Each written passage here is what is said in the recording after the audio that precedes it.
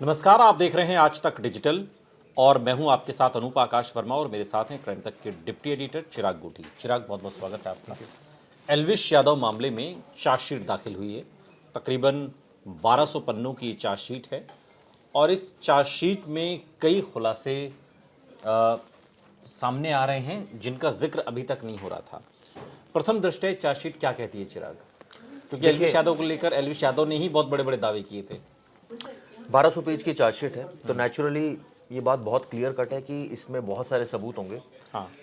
जो एफआईआर में कहा गया था कि इसमें जो आरोपी पकड़े गए थे, सपेरे पकड़े गए थे और उनका जो किंग पिन था वो राहुल नाम का लड़का था जिसकी गिरफ्तारी शुरुआत में हुई थी और उसके बाद ये सारे पकड़े गए थे।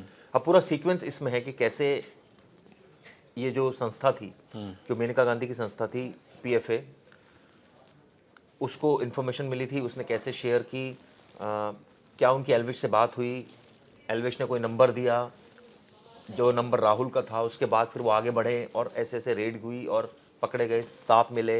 बाद में जब फॉरेंसिक रिपोर्ट आई तो उसमें क्लियर हुआ कि वो जहर है और ये तमाम चीज़ें सीक्वेंस वाइज लिखी है। लेकिन इसमें जो दो सेक्शन थे जिसने कोर्ट ने ऑब्जेक्ट किया था उस समय जब एल्विश को बेल दी थी, 6 दिन में जब बेल हो गई थी, जिसमें कहा गया था कि 27 और 27A सेक्शन जिसमें सेल परचेज से रिलेटेड है और कंजम्पशन से रिलेटेड है, उस सेक्शन में राहत मिली है। वो सेक्शन को ऐड नहीं किया गया है चार्जशीट में, लेकिन एनडीपीएस के और जो सेक्शंस हैं उनको ऐड किया गया है। और अब ये देखना होगा, जो हमने शुरुआत में वीडियो बनाई थी और तमाम बातें की थी कि सीडीआर रिकॉर्ड्स क्या कहती हैं, कैसे एल्विश कनेक्टेड है, किस तरह से वो आरोपियों से कनेक्टेड है, क्या वाकई कोई बात हुई है, गवाहों, कितने गवाहों के बयान इसमें रिकॉर्ड हुए हैं, उन गवाहों ने क्या बयान दिए, तो देखने वाली बात होगी। लेकिन क्योंकि जिस तरह की चार्जशीट लंबी चौड़ी है उससे तो ऐसा लग रहा है कि सबूत होंगे।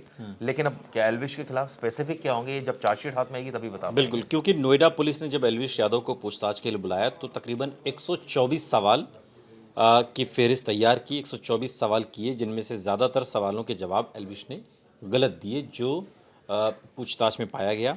नोएडा पुलिस की माने तो ज़्यादातर रेव पार्टियां गुरुग्राम में होती थी और इनमें से ज़्यादातर पार्टियों में एल्विश यादव खुद शामिल रहा था। अब नोएडा पुलिस की अगर माने तो उनका ये कहना है कि एल्विश यादव के खराब व्यवहार को भी उसकी गिरफ्तारी की एक बड़ी वजह चार्जशीट में बताया गया है। एक बात।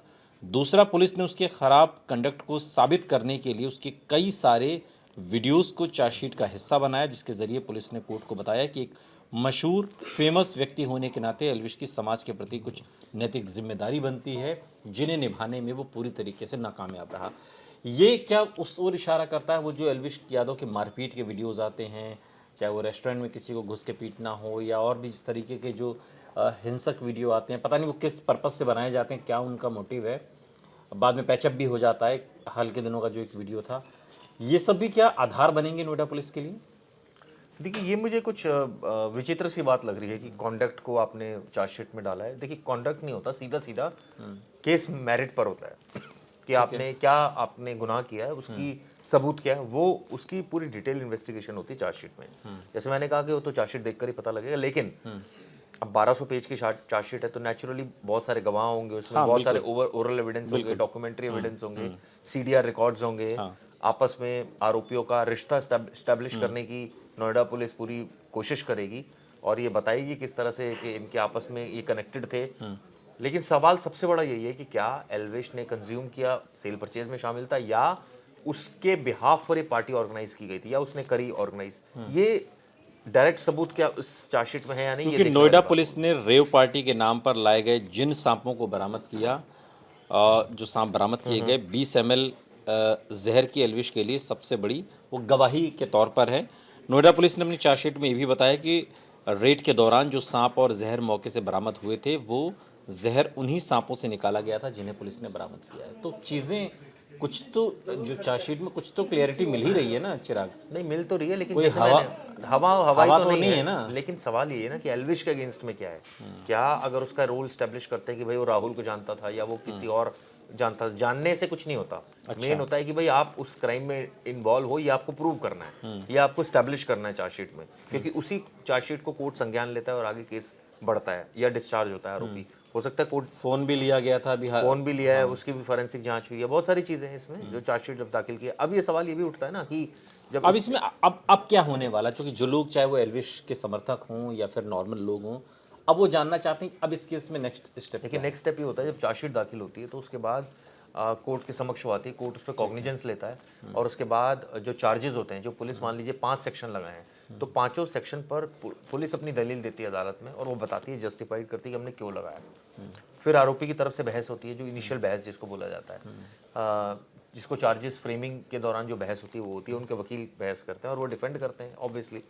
तो ऐसे में कई बार ऐसा भी होता है कि कोर्ट उसी समय डिस्चार्ज कर देती है कई आरोपियों को अच्छा कि भाई इनके खिलाफ कोई ऐसा मटेरियल नहीं है जो सबूत आगे ट्रायल चला जाए।